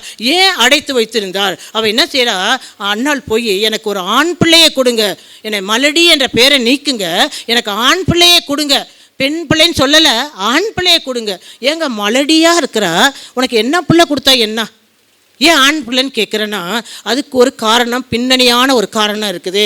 ஆண்டவர் அன்னாளை எப்படி உருவாக்கினார், ஏன் அந்த ஆலயத்துக்குள்ளே கொண்டு போனார் அப்படின்னு பார்க்கும்போது இந்த எல்கானாலாம் என்னன்னா கோராகுடைய சந்ததியை தெரிஞ்சவங்க, கோராகுடைய சந்ததி. இந்த கோராகு சந்ததியில் இந்த எல்கானா 16வது நபர். இவங்களுடைய வேலை என்னன்னா ஆசாரியத்துவத்தின் வேலையை அவங்க செய்து வந்தாங்க. ஆனால் இந்த மோசே இஸ்ரவேல் ஜனங்களை கூட்டிகிட்டு வரும்போது இந்த கோராகு ஜனங்கள் என்ன பண்ணுறாங்க, பயங்கரமாக கலவரம் பண்ணி கலாட்டை பண்ணி ஒரு பெரிய கலவரத்தை அந்த இடத்துல உண்டாக்குறாங்க. இதன் நிமிஷம் மோசேக்கும் ஆரோனுக்கும் இவங்களுக்கெல்லாம் என்ன உண்டாயிருதுன்னா ஒரு மனம் மடிவு, ஒரு சோர்வு உண்டாகுது. ஆசாரிய ஊழியம் செய்கிறவன்ட்டு அவங்க என்ன பண்ணாங்க, அளவுக்கு மிஞ்சி மோசையை எதிர்த்து நின்னாங்க, மோசைக்கு எதிர்த்து தர்க்கிச்சாங்க, பலவிதமான போராட்டத்தை கொடுத்தனால ஆண்டவருடைய கோபம் என்ன உண்டாயிடுச்சுன்னா இந்த கோராகு புத்திரை மேலே உடனே கடந்து வச்சுட்டு அப்படியே இந்த பூமி பிளந்து அவங்கள அப்படியே எல்லாரும் உள்ளார போயிட்டாங்க. அப்படிப்பட்ட கர்த்தருடைய கோபத்துக்கு உள்ளாகின கோராகுடைய சந்ததியில் 16 ஆள் யாருன்னா இந்த எல்கானா. இந்த 16வது ஆள் எல்கானா வரைக்கும் என்ன செய்யவே இல்லை, ஆசாரிய ஊழியம் செய்யவே இல்லை, ஆண்டவர் கொடுக்கவே இல்லை, மன்னிக்கவே இல்லை. இப்போ அந்த குடும்பத்தில் எப்பயுமே யூதர்கள் குடும்பத்தில் முதல் மனைவிக்கு பிறக்கிற பிள்ளைக்கு தான் எல்லா உரிமைகளும் உண்டு. ஆனால் எங்கள் அண்ணாளுக்கு பிள்ளை கிடையாது. இந்த பிள்ளை இல்லைங்கிறத பிரேக் பண்ணுங்கிறதுக்காக அவள் என்ன செய்யணும், ஆண்டவர் சமூகத்தில் அழுது ஜெபிக்கணும். அதுதான் ஒரே வழி. விடாப்பிடியாக அந்த சாபத்தை நீக்கணும். 16 வருஷ சாபத்தை இந்த அண்ணாள் உடைக்கணுங்கிறதுக்காக தான் இந்த பெனினாள் அவளை போட்டு தொடர்ந்து உடைச்சு கொண்டே இருந்தா. நம்ம இந்த பெனினாளை நம்ம திட்டிகிட்டே இருக்கோம், இப்படி அவளை சொல்கிறாளே அப்படி சொல்லி நம்ம நினைக்கலாம். ஆனால் அதுக்குரிய காரியங்கள் என்னன்னு பார்க்கும்போது அது ஆண்டவர் அன்னாளுடைய இருதயத்தில் பேசினார். ஒரு நாள் ரொம்ப கசப்பான சூழ்நிலையில் அன்னாள் போகிறா, ஆலயத்தில் போகிறா. ஏலி சொல்கிறாரு, நீ இன்னும் குடிச்சிக்கிட்டே இருக்கிறிய, இன்னும் குடித்த உன்னுடைய இதை நீ நிறைவு செய்ய மாட்டியா அப்படின்னா, இல்லை நான் குடிக்கலை, நான் மனம் கிளேசம் இல்லை ஒரு ஸ்திரீ, என்னுடைய குடும்பத்தில் எனக்கு ஒரு சாபம் இருக்குது, இதை நீங்கள் நீக்கி போடணும், நான் ஆண்டவர் சமூகத்தில் விண்ணப்பித்தேன் ஐயா அப்படின்னு சொன்னாலே அவர் என்ன செய்கிறாரு, ஏலி ஆசீர்வச்சு அனுப்புகிறாரு. அந்த வருஷத்தில் அவள் வீட்டுக்கு வரும்போது அவளுக்கு அருமையான ஒரு குழந்தையாக குழந்தையை ஆண்டவர் கொடுக்குறாரு. அவர் சொன்னபடி அந்த குழந்தைய என்ன பண்ணிட்டாங்க, ஆண்டவர்கிட்டே ஒப்பு கொடுக்கறதுக்காக போயிட்டாரு. அப்போ இந்த நமக்கு சில நேரங்கள் சில காரியங்கள் தாமதம் ஆச்சுன்னா நம்ம என்ன செய்யணும்னா, இந்த அன்னாளை போல ஜெபத்தில் உறுதியாக தரித்திருக்கும் போது நம்ம என்ன செய்யலாம், ஆண்டவருடைய அந்த எண்ணங்களில் இருக்கிற அந்த கோபங்கள் எல்லாவற்றையும் மாற்றி நம்ம என்ன மீண்டுமாக ஆசீர்வாதத்துக்குள்ளே கடந்து போகிறதுக்கு இந்த அன்னாள் ஒரு காரணமாக இருக்காரு. அப்படிப்பட்ட அன்னாள் பெற்றெடுத்த புள்ள சாமுவேலு. இந்த சாமுவேல் என்ன பண்ணுறாருன்னா, 17வது கோராகில் 17வது ஒரு சந்ததியை சேர்ந்தவராக இருக்கிறார். இந்த 17வது சந்ததியில் இருக்கிற இவர் என்ன செய்கிறாரு, தீர்க்கதரிசியாக கர்த்தர் மாற்றுறாரு. அதற்கு என்ன காரணம், அந்த தாயினுடைய ஜெபம். ஆண்டவருடைய கோபம் 16 எல்கானா வரைக்கும் செய்யாத அந்த ஊழியத்தை யார் செய்து முடிக்கிறாங்கன்னு பார்க்கும்போது இந்த சாமுவேல் செய்து முடிக்கிறாரு.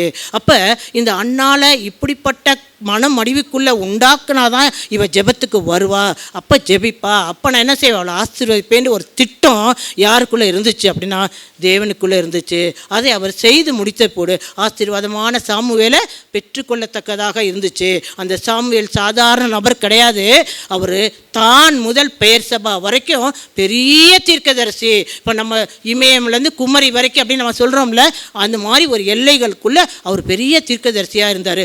அது மாத்திரமல்ல, ராஜாக்களை அபிஷேகம் பண்ணத்தக்க ஒரு பெரிய கிருபையை பெற்றிருந்தார். யாருன்னா சாமுவேல். அப்போ இந்த சாபமெல்லாம் முடிஞ்ச பிறகு சாமுவேல் என்ன செய்கிறாரு, ஒரு ஆசாரியனாக கர்த்தர் மாற்றுகிறார். அப்போ அன்னாளுடைய வாழ்க்கையில் ஏன் இந்த காத்திருப்பு அப்படின்னு நம்ம பார்க்கும்போது தேவனுடைய ஒரு திட்டம் அதுக்குள்ளார இருந்துச்சு அப்படிங்கிறத நம்ம நினைக்க வேண்டும். இப்போ ஒரு ஒரு கதை சொல்லி முடிக்கிறேன். ஏற்கனவே கதையில் தான் ஆரம்பித்தேன். இப்போ ஒரு கதையை சொல்லி நான் முடிக்க போகிறேன். அது என்னன்னு கேட்டிங்கன்னா, ஒரு நாள் ஆலயம் நடந்துட்டு இருந்துச்சு. தேவாலயத்தில் அந்த போதகர் ஒரு கூக்குரல் ஒரு சொன்னார், நீங்கள் யார் சைனாக்கு போகிறீங்க, சீன மக்கள் இயேசுவை அறியாமலே மரித்து கொண்டு இருக்கிறாங்க, நீங்கள் யாராவது சீனாவுக்கு போகிறதுக்கு ஆசையாக இருக்கிறீங்களா, சைனா போக ஆசையாக இருக்கீங்களான்னு சொல்லி கேட்டார். அப்போ சொன்னார், அப்போ ஒரு அம்மா விதவை தாய், அவங்களுக்கு 5 பொண்ணுங்க. அந்த அம்மா சொன்னாங்களா, என் மகளை நான் அனுப்பிடுறேன், நீங்கள் அனுப்புங்க அப்படின்னு சொல்லி அந்த அம்மா சொன்னாங்களாம். சரி, நீங்கள் என்ன நீங்களே வயசானவங்க, பொம்பளை பிள்ளைங்கள வச்சுருக்கீங்களே, நீங்கள் பரவாயில்ல, நீங்கள் சைனாவுக்கு என் மகளை அனுப்புங்க அப்படின்னு சொன்னாங்களாம். அதே மாதிரி மகளை அனுப்புனாங்களாம். அங்கே போய் அவங்க கொஞ்ச நாள் இருக்கிறப்பே இந்த சைனாவில் மக்களுக்கு இயேசுனுடைய அன்பை சொன்னாங்களாம். கொஞ்ச நாள் என்ன பண்ணிட்டாங்களாம், அந்த மக்கள் சீன மக்கள் அவங்கள கொன்று போட்டுட்டாங்களாம். இந்த கொன்று போட்டாங்க அப்படிங்கிற செய்தி இந்த அம்மா கிடைச்சது. இந்த அம்மா அழுதாங்களாம். அப்போ போதகர் சொன்னாராம், என்னம்மா மக மறிச்சு போயிட்டான்னு அழுகுறீங்களா அப்படின்னு சொன்னாராம். இல்லை பாஸ்டர், நான் அதுக்காக நான் அழுகலை, சீன மக்களுக்கு என்னாச்சுன்னா கிடைச்ச உதவி பறி போயிடுச்சேன்னு அழுகிறேன், சீன மக்களை ரட்சிக்க முடியாமல் போயிடுச்சேன்னு சொல்லி நான் அழுகிறேன் அப்படின்னு சொல்லி சொன்னாராம். சொல்லிட்டு சொன்னாங்களா, எனக்கு 5 பிள்ளைங்க இருக்குன்னு சொன்னேனே, இந்த 2வது மகளையும் நான் சைனா அனுப்புகிறேன் அப்படின்னு சொல்லி அவங்க ஒத்துக்கிட்டாங்களாம். அதே மாதிரி 2வது மகளையும் சைனாவுக்கு அனுப்புனாங்களாம். அங்கே போனால் அங்கேயும் இதே மாதிரி அந்த மக்கள் ஆண்டவரை ஏற்றுக்கொள்ளாமல் இந்த 2வது பொண்ணையும் கொன்று போட்டுட்டாங்களாம். இது மாதிரியே 3வது பொண்ணை அடுத்தது அனுப்புனாங்களாம், 4வது பொண்ணை அடுத்தது அனுப்புனாங்களாம். அவங்களும் இறந்து போயிட்டாங்களாம், எல்லாமே இறந்துட்டாங்களாம். 5வது பொண்ணு கடைசியாக இருந்துச்சான். இந்த கடைசி பிள்ளையை நான் அனுப்புகிறேன்னு சொல்லி சைனாவுக்கு அனுப்புனாங்களாம். அவங்களும் அங்கே என்ன செய்தாங்களாம், கொன்று போட்டாங்களாம். இப்போ அந்த அம்மா போய் சொன்னாங்களாம், எனக்கு இருந்தது 5 பிள்ளையை நான் அனுப்பிச்சிட்டேன், எல்லாமே மறித்து போயிட்டாங்க, ஆனால் இயேசுக்காக கொஞ்சம் வாழ்ந்துட்டாங்க, அது எனக்கு ரொம்ப சந்தோஷம், இப்போ நான் போகிறேன், என்னையே அனுப்புங்க பாஸ்டர் அப்படின்னு சொன்னாராம். என்னம்மா நீங்கள் சொல்கிறீங்க, நீங்கள் இவ்வளோ வயசானவங்களாக இருக்கீங்க, பரவாயில்ல பாஸ்டர், நான் இயேசுவை பற்றி நான் அறிவிக்க போகிறேன், எனக்கு ரொம்ப வேதமெல்லாம் தெரியாது, இயேசுவின் அன்பை பற்றி நான் சொல்ல போகிறேன் அப்படின்னு சொல்லி அந்த அம்மா கடந்து போனாங்களாம். அப்போ அங்கே போனோடனே அந்த சைனாஸ்காரங்க சொன்னாங்களாம், ஏம்மா உன்னே மாதிரியே இந்த 5 பேரை நாங்கள் கொன்று போட்டோம், அவங்க இயேசுவின் அன்பை தான் அவங்க அறிவித்தாங்க, அவங்கள எல்லாரையும் நாங்கள் கொன்று போட்டோம், இத்தனை பேரை கொன்னாலுமே நீனும் திரும்பி நிற்கிறியம்மா, உனக்கு பயமே இல்லையாம்மா அப்படின்னு சொல்லி அவங்க கேட்டாங்களாம். இல்லை, உங்களுக்கு இயேசுனுடைய அன்பை நான் அறிவிக்கிறதுக்கு எனக்கு ரொம்ப ஆவலாக இருக்கிறேன், எனக்கு பயமெல்லாம் கிடையாது, நீங்கள் என்னை என்ன பண்ணாலும் பண்ணுங்க, ஆனால் நீங்கள் நரகம் போகக்கூடாது, இதில் நான் ரொம்ப உறுதியாக இருக்கிறேன், இதுக்காக தான் நான் புறப்பட்டு வந்தேன், என் பிள்ளைங்கள்லாம் போனாலும் கூட நீங்கள் என்ன பண்ண ரட்சிப்புக்குள்ளே வரணும், நீங்கள் நரகம் போகக்கூடாது அப்படின்னு சொல்லி தான் நான் வந்தேன்னு சொல்லி அந்த அம்மா சொன்னோன்னே அந்த சீனர்கள்லாம் அழுது எல்லாருமே மனம் திரும்பி ஞானஸ்தானம் வச்சு அவங்க அம்மா என்ன சொல்கிறாங்கன்னு கேட்க ஆரம்பித்து கொத்து கொத்தா சீன ஜனங்கள் ரட்சிப்புக்குள்ளே கடந்து வந்தாங்களாம். அதுபோல் ஒரு தாய் ஒரு முடிவு எடுத்ததன் நிமித்தம் ஒரு தேசத்திற்கே ஒரு நன்மை வருது, ஒரு தேசத்திற்கே பெரிய ரட்சிப்பு வருது. அப்படின்னா ஏன் நம்ம இந்த அழைப்பை நம்ம கையில் எடுக்கக்கூடாது? நம்மளை ஆண்டவர் அழைச்சிருக்காரு, ஒரு நோக்கத்தை வச்சுருக்காரு, ஏன் நம்ம இந்த வாழ்க்கையில் நம்ம அதை நிறைவேற்றக்கூடாது? நம்ம ஒரு விஷயம் நம்ம நினைச்சு பார்க்கலாம். ஆண்டவருடைய கட்டளை என்னங்க, என்ன சொல்லப்படுகிறது? அப்போஸ்தலர் 1:8 வாசிங்க. பரிசுத்த ஆவி உங்களிடத்தில் வரும்போது நீங்கள் பலனடைந்து எருசலேமிலும் யூதேயா முழுவதிலும் சமாரியாவிலும் பூமியின் கடைசி பரியந்தமும் எனக்கு சாட்சிகளாய் இருப்பீர்கள் என்றார். இங்கே என்ன சொல்லப்பட்டிருக்குன்னா, முதல்ல எருசலேம், அடுத்தது யூதேயா முழுவதும், அடுத்தது சமாரியா, அதுக்கப்புறம் இங்கே பூமியினுடைய கடைசி பரியந்தம் எனக்கு சாட்சிகளாய் இருப்பீர்கள் அப்படின்னு சொல்லப்பட்டிருக்குது. இப்போ எருசலேம் அப்படின்னா என்னென்னா, அந்த வாழ்கிற பகுதி, நம்மை சுற்றி உள்ள இடங்கள், நம்முடைய குடும்பம், நம்மளுடைய சபை, இதுதான் நான் அறிவுறுத்த விரும்புகிறேன். என்னுடைய காரியம் என்னென்னா, நம்ம எருசலேமில் இருக்கிறோமா, நம்ம சைனாக்கெலாம் போக வேண்டாம், வெளியூர்லாம் போக வேண்டாம், எதுவுமே பண்ண வேண்டாம். ஆனால் நம்ம வாழ்கிற இந்த குடும்பம், நம்ம குடும்பம் நமக்கு ஒரு எருசலேம், நம்ம இருக்கிற இந்த சர்ச் நமக்கு ஒரு எருசலேமாக இருக்குது.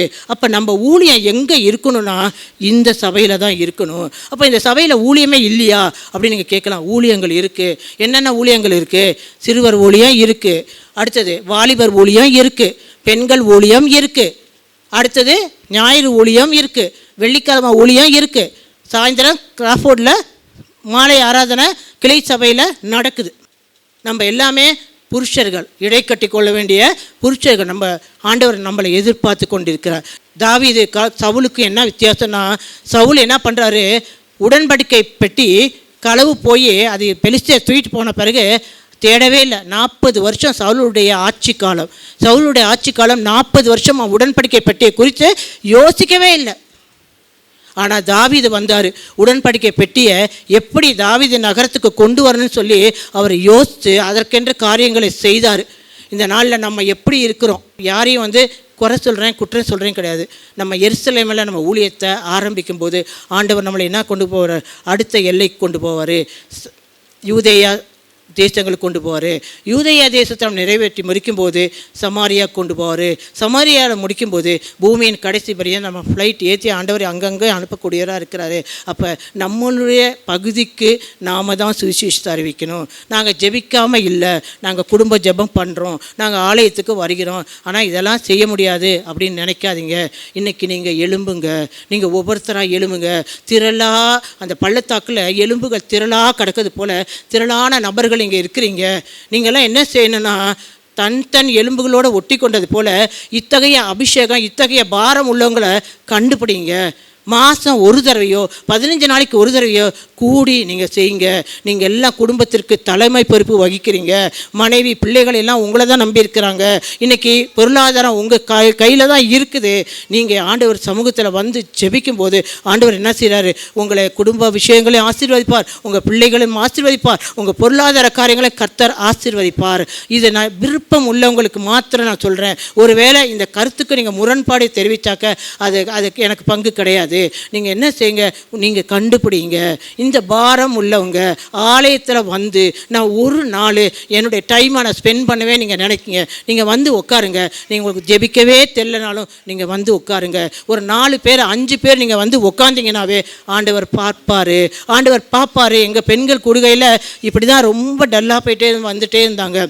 ஆனால் நான் ஒரு முடிவு பண்ணேன், ஆண்டவரே இது எத்தனை பேர் வந்தாலும் சரி நான் வருவேன். ஆண்டவரே, நான் பண்ண முடிவு என்னன்னா, இதில் யாருமே வரலனாலும் நான் வருவேன். நான் ஜெபிச்சுட்டு நானே பாட்டு பாடிட்டு போவேன். ஆனால் ஆண்டவர் என்னை அப்படி விடவே இல்லை. எப்படியாவது 4 பேர் 3 பேர் வந்துக்கிட்டே தாங்க இருக்கிறாங்க. ரொம்ப நாங்கள் நடத்துகிறாங்க, கொஞ்சம் பேர் தாங்க. ஆனால் அபிஷேகம் ஜாஸ்தியாக இருக்குதுங்க. அங்கே பலகணிகள் அனுபவம்குள்ளே நம்ம கடந்து வரணும்னா எல்லா பகுதியும் இயங்கணுங்க. ஆண்களும் இயங்கணும், பெண்களும் இயங்கணும், சிறுவர்களும் இயங்கணும், வாலிபர்களும் இயங்கணும். அதை தான் ஆண்டவர் எதிர்பார்க்கிறார். இந்த நாளில் நம்ம எப்படி இருக்கிறோம்? நம்ம தாவீதை போல வாஞ்சியாக இருக்கணும். ஆண்டவரே, எனக்கு ஒன்றுமே தெரியாது, படிக்க மாத்திரம்தான் தெரியும், உட்காந்து ஆலயத்தில் உட்காந்து ஒரு 10 அதிகாரத்தை வாசிச்சுட்டு போங்க. அது ஒரு பெரிய ஆசீர்வாதமாக இருக்கும். அதனால் இது என்னுடைய உள்ளத்தின் ஆழத்துலேருந்த ஒரு விண்ணப்பம். நீங்கள் எப்படியாவது இந்த வருஷம் முடிய போகுது, எத்தனையோ காரியங்களில் நம்ம குடும்பத்தில் ஒரு சின்ன பிரச்சனை வருது, பிள்ளைங்க சரியாக படிக்கல, வியாபாரம் நொடிச்சு போச்சு, உடம்பு சரியில்லாமல் போயிடுச்சு. உடனே என்ன செய்கிறோம்? உபவாசத்தை போடுறோம், பாஸ்டருக்கு ஃபோன் பண்ணி ஜெபிச்சுக்கிறோம், உட்காந்து நம்ம ஆண்டவரேங்கிறோம். இங்கே இவ்வளோ பெரிய காரியங்கள் மிஸ் ஆகுதுங்க. தயவுசெய்து கொஞ்சம் கண்ணோக்கி பாருங்கள். இந்த காரியத்தில் உங்களுடைய மனதை வைங்க, தெரிந்தெடுங்க. அதாவது கை எலும்பும் கால் எலும்பும் ஒட்டினா ஒன்றும் பண்ண முடியாது. தரிசனம் இல்லாத இடத்துல அது பிரயோஜனமே படாது. தரிசனம் உள்ள நபர்களை, இந்த பாரம் உள்ள நபர்களை தெரிந்து எடுத்து நீங்கள் என்ன செய்யுங்க, இந்த காரியத்தை நீங்கள் கட்டும்படியாக இந்த நாட்களில் உங்கள்கிட்ட ஒரு ஹம்பிள் ரெக்வெஸ்ட்டாக நான் வைக்கிறேன். அதனால் நீங்கள் எடுத்து செய்யுங்க. ஏன்னா இங்கே ஆண்டவர் என்ன செய்கிறாரு, உங்களை எல்லாம் குறிச்சிருக்கிறார், முன் குறிச்சிருக்கிறார். இப்போ நேற்று கிடையாதுங்க, இப்போ தான் பாஸ்டர் ஞானஸ்தானம் கொடுத்தாரு, கிடையவே கிடையாது. தாயின் வயிற்றில் இருக்கும்போதே உங்களை முன் குறித்திருக்கிறாரு. முன் குறித்தவர் உங்களை அழைச்சிருக்கிறாரு. அழைத்தவர் என்ன பண்ணியிருக்காரு? நீதிமானாக்கி இருக்கிறார். நீதிமானாக்குற எதுக்கு நீதிமானாக்கிறார்? உங்களை மகிமைப்படுத்தணும், தேவனை மகிமைப்படுத்தணும். அப்படிங்கிறதுக்காக தான் உங்களை முன் குறித்து அழைத்து எல்லா காரியங்களும் ஆண்டவர் பண்ணிகிட்டே இருக்கிறார். அதனால் இந்த நாளில் நீங்கள் உங்கள் கொடுத்த அழைப்பை நீங்கள் பிரயோஜனப்படுத்தி கொள்ளுங்க, ஜெபிங்க. ஆண்டவர் எப்படி உங்கள் இருதயத்தில் ஏவுறாரோ அதுபடி இந்த காரியங்களை செய்யுங்க. திருப்பி வாசிக்கலாம். எவர்களை முன்குறித்தாரோ அவர்களை அழைத்தும் இருக்கிறார், எவர்களை அழைத்தாரோ அவர்களை நீதிமான்களும் ஆக்கியிருக்கிறார், எவர்களை நீதிமான்கள் ஆக்கினாரோ அவர்களை மகிமைப்படுத்தியும் இருக்கிறார். அப்போ உங்களுக்கு என்ன ஊழியம் கொடுக்கப்பட்டிருக்கோ அதை செய்யுங்க. ஒருவேளை சிறுவர் மத்தியில் உங்களுக்கு ஊழியம் செய்யணும்னா நீங்கள் செய்யுங்க. வாலிபர் மத்தியில் ஊழியம் செய்யணும்னா நீங்கள் செய்யுங்க. இது வரைக்கும் மல்கியா பிரதர், சரண்யா சிஸ்டர்லாம் எடுத்து நடத்திட்டு இருக்காங்க. உமன்ஸ் ப்ரேயரை நான் எடுக்கிறேன். சண்டே கிளாஸ்க்கு உங்கள் பிள்ளைங்களை அனுப்பி விடுங்க. சின்ன வயசில் விதைக்கிற விதை தான் என்ன செய்யணும், பெரிய மரமாக வளர்ந்து அவங்க வாலிப காலத்தில் அவங்கள கர்த்தருக்குள்ளே நடத்துகிற ஒரே காரியமாக இருக்கும். அவங்க வேலை பார்த்தா கூட ஊழியம் செய்வாங்க, எந்த நிலையில் இருந்தாலும் கூட அவங்க ஊழியம் செய்வாங்க. அதனால் சண்டே கிளாஸ்க்கு உங்கள் பிள்ளைய தயவுசெய்து அனுப்பி வைங்க. ஒவ்வொரு வாரமும் நடக்குது. என்னைக்காவது முடியலன்னா அவங்க அங்கே பியூலாஸை இதில் கிராஃபோர்டில் அவங்க நடத்திட்டு இருக்கிறாங்க. இங்கே நம்ம பிள்ளைங்களை அனுப்புவோம். அதே மாதிரி யூத் மீட்டிங்க்கும் பிள்ளைங்களை நீங்கள் அனுப்பி விடுங்க. எல்லாமே நல்வழிப்படுத்துறதுக்கு நமக்கு தெரியாது எந்த விதை விதைத்து எவ்வளோ பெரிய மரமாக போகுது, பெரிய ஊழியக்காரங்களாக அவங்க வருவாங்க நாளைக்கு. நம்ம கொடுக்குற அந்த சின்ன டீச்சிங்னால் அதை நினச்சி நீங்கள் மனமூந்து உங்கள் பிள்ளைங்களை நீங்கள் அனுப்புங்க. உங்கள் பக்கத்தில் வச்சு அந்த பிள்ளைங்களை இது பண்ணாதபடி நீங்கள் அனுப்புங்க. அதுக்காக இன்னுமாக இந்த விமன்ஸ் ப்ரேயரில் நிறைய பேர் நினைக்கிறாங்க, எனக்கு வேலை இருக்குது, எனக்கு இப்போ வயசாயிருச்சு, முட்டி வலி வந்துருச்சு அப்படின்னுங்க. மாதத்துக்கு ஒரு தடவையாவது வர ட்ரை பண்ணுங்கள். மாதத்துக்கு ஒரு தடவை தான் சொல்கிறேன். 4 வாரம் நடக்குது, எல்லாம் 5 வாரம் நடக்குது. ஒரு வாரம் வாங்க கலந்துக்குவோங்க. அது உங்களுக்கு ஆசீர்வாதம். ஒருவேளை அங்கே வர்றதுனால எனக்கோ பாஸ்டருக்கோ அல்லது வேறு மூப்பர்களுக்கோ எந்த பெருமையும் கிடையவே கிடையாதுங்க. நீங்கள் வந்தீங்கன்னா உங்கள் குடும்பத்திற்காக நீங்கள் ஜெபிப்பீங்க, சபைக்காக ஜெபிப்பீங்க. இன்னும் நம்ம வளர செய்வோம். ஆனால் நம்ம என்ன செய்து கொண்டிருக்கிறோம், நம்ம சபையை கட்டுறதுக்கு நம்ம எலும்புலனா வேற யார் எலும்புவா?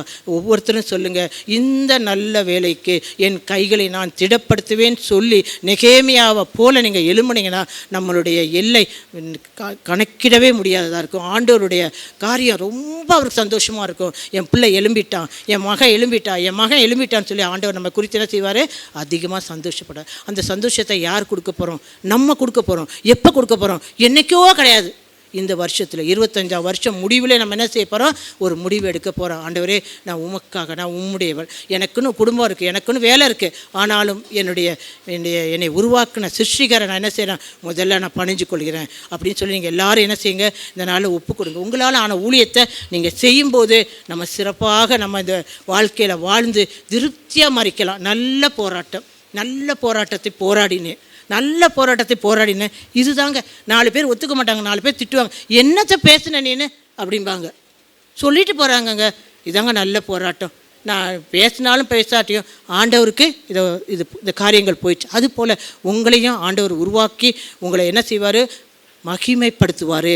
நம்ம மூலமாக அவர் மகிமைப்படுவார், நம்மளை அவர் மகிமைப்படுத்துவார். இந்த 2 காரியங்களுக்கு உட்பட்டு இந்த நாளில் இந்த வாய்ப்புக்காக நான் தேவனுக்கு நன்றி செலுத்துகிறேன். இந்த வார்த்தைகள் விதையாக உங்கள் இல்லத்தில் விழுவதாக, 30, 60, 100 பலன் தரும்படியாக இயேசு நாமத்தில் ஆசீர்வதித்து இந்த வாய்ப்புக்கு நன்றி செலுத்தி ஜெபி.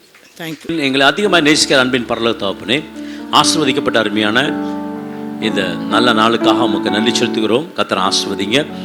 தேவனுடைய கிருபை தயவு எங்களுக்குள்ள உண்டாகும்படியாக நான் ஜெபிக்கிறேன் ஆண்டவரே. வந்திருக்கிற பிள்ளைகளை ஆசீர்வதிங்க. சுகம், பலம், ஆரோக்கியம் உண்டாகும்படி கர்த்தரும் மீட்பரும் ரட்சகரும் ஆண்டவருமாகிய இயேசு நாமத்தினால அழைக்கப்பட்டவர்களாய், தெரிந்து கொள்ளப்பட்டவர்களாய், ஆண்டவரை கர்த்தாவே ஸ்தோத்திரம். ஆண்டவரை கர்த்தாவை நீதி உள்ளவர்களாய், மகிமைப்படுத்துகிறவர்களாய் கர்த்தரை மாற்றுவதற்காக ஸ்தோத்திரம் பண்ணுறேன். நீர் எங்களை அழைத்திருக்கிறீர். உங்களுடைய அழைப்பில் ஆண்டவருக்கு நான் பாத்திரவான்களாக இருக்கும்படி கர்த்தர் எங்களை ஆண்டவரை கிழக்கு, மேற்கு, வடக்கு, தெற்கு என்று பரவும்படியாய் இயேசு நாமத்தில் ஜெபிக்கிறேன். ஆண்டவரை வந்திருக்கிற பிள்ளைகளை ஆசீர்வதிங்க. உங்களுடைய கரம் கூட இருக்கட்டும். தேவ நாமம் மகிமைப்படட்டும்.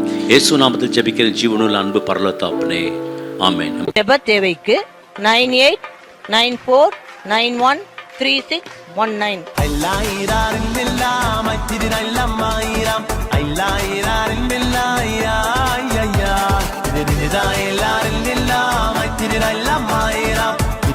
எல்லாரும்